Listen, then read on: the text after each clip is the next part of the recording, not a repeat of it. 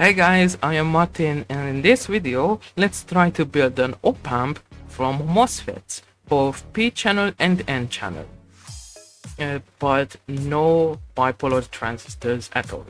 Okay, there's one question.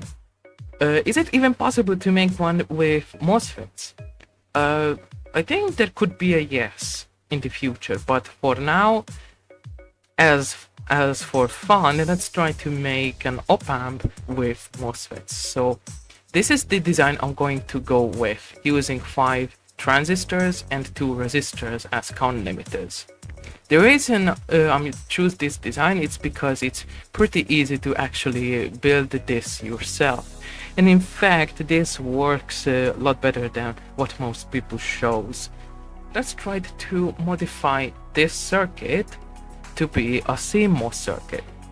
My idea is maybe change the output amplifying transistors to be MOSFETs. So let's go ahead and replace the PNP transistor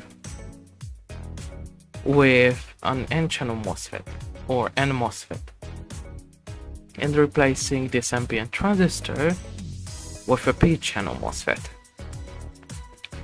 Okay, 2 out of 5 transistors are now MOSFETs, but is this even work already? So I'm going to connect some voltage across it. And it's going to be 12 volts, because why not?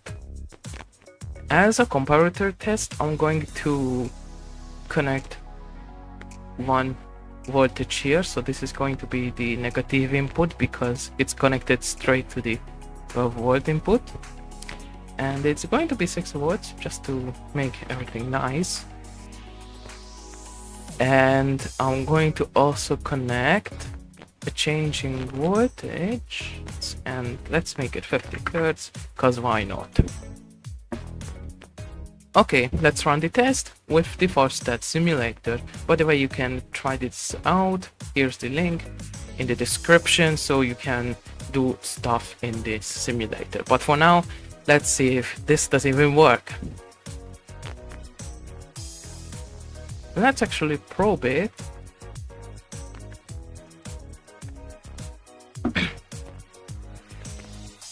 So the left one is the changing voltage here, the middle one is this fixed 6 volt one, and the rightmost one is the output here. And I can see that it does actually work, but the output is inverted because what we have basically is a CMOS inverter at the output.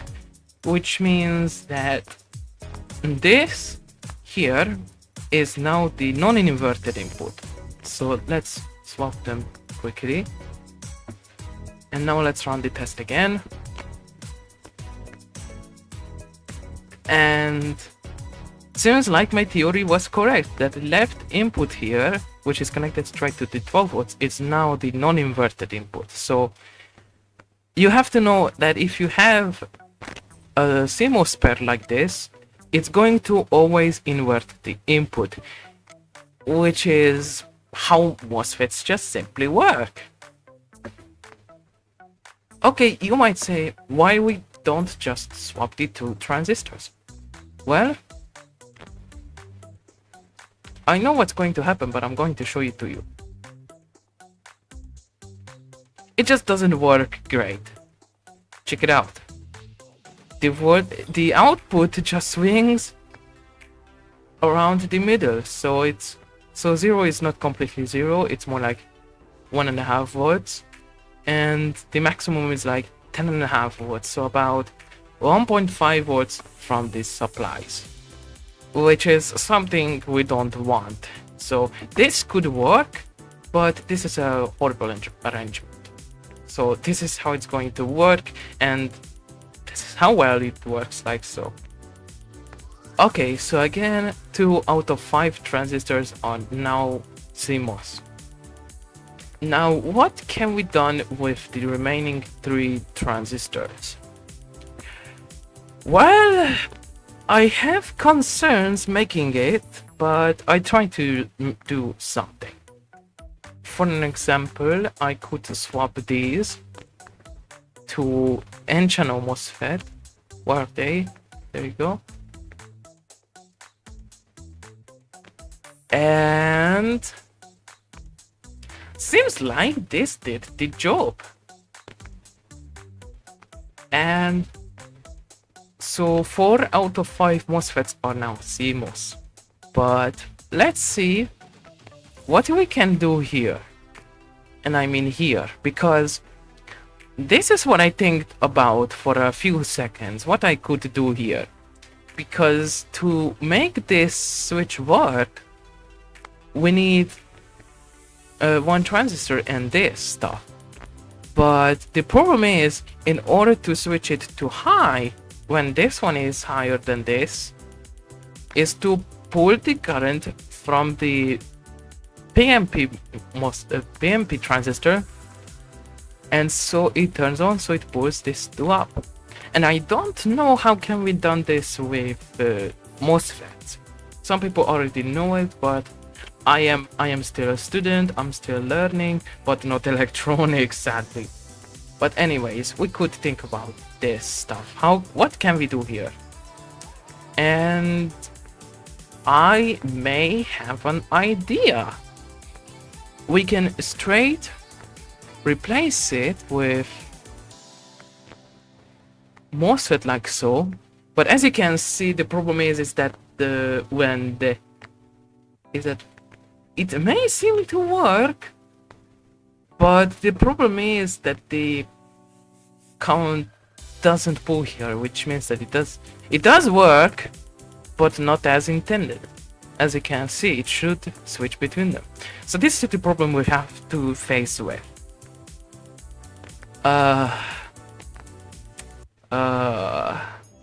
Maybe adding one transistor here? Maybe adding one resistor to the supply will help, I think.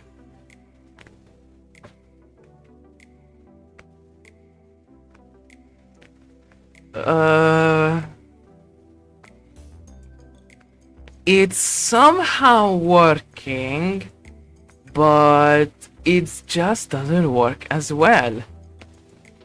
How about adding one more resistor here, like here, and replacing like that. So let's see.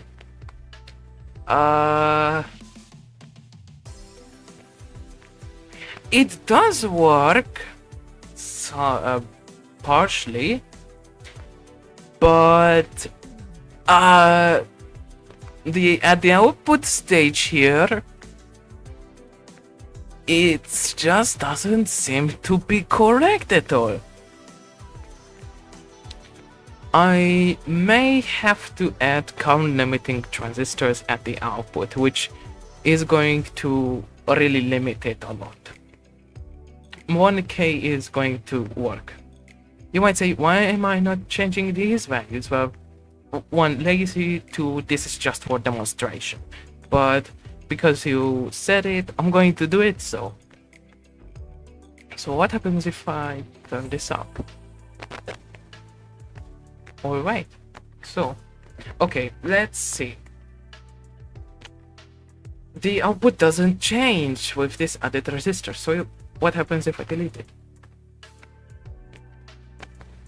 It works a whole lot.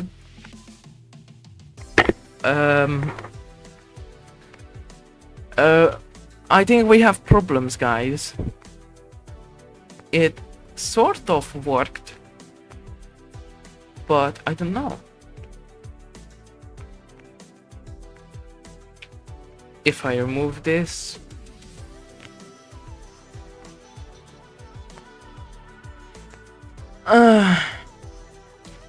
we have problems, guys. We have problems. What if I change the values?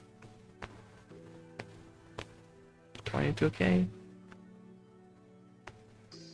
It just doesn't work. So apparently you could try make an OpAmp using MOSFETs, but it just isn't going to work as well. Wait, what if I change the values a whole lot, like maybe 1 mega ohm? Should have? No, it doesn't. How about at the output stage?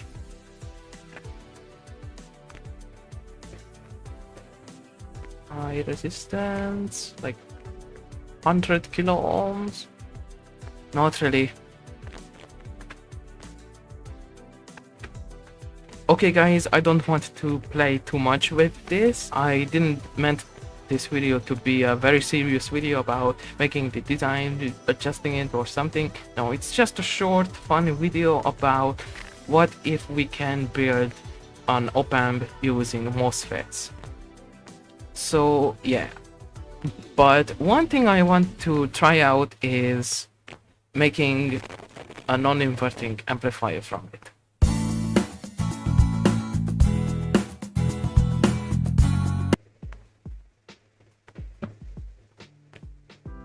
Okay, let's see if does this even work. Let's decrease the voltage to 1 volt.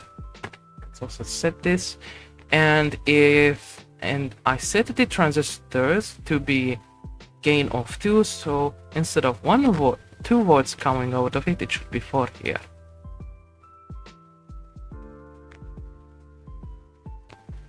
And it just doesn't work. So apparently, I was thinking that it's going to work well as a comparator, but not as well as an actual amplifier, which was my goal.